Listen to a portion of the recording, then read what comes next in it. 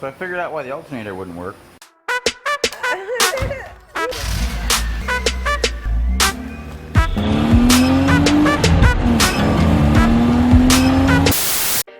This is our new E46 BMW 325i, and it's not a project car. This car was running and driving for a while before the previous owner blew the head gasket.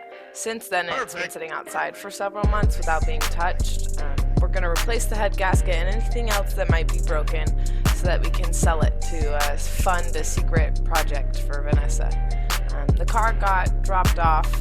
My father-in-law and I rented a U-Haul and took his truck to go pick it up. We're gonna start by taking the car apart and pulling the motor, since it was such a pain to do in the car last time. Here we go. So I know we're gonna need a head gasket. So we're gonna need a head gasket, head bolts. I think we're probably gonna end up needing an alternator. And probably a battery then too. So I figured out why the alternator wouldn't work. So I ripped off the bumper. It was pretty much just that easy. Some headlights, and there's your bumper. So we're gonna get the cooling system off, and we're gonna take off the exhaust and the intake headers.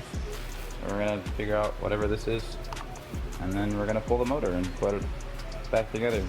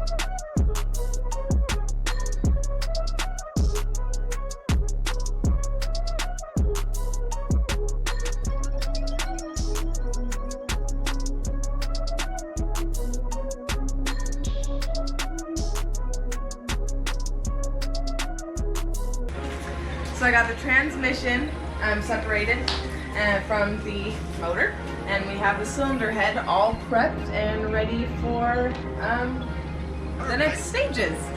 We're waiting on car parts, but once they get here, we'll be all ready to go. Thank you for watching. Leave a comment and subscribe. Have a good day and good vibes.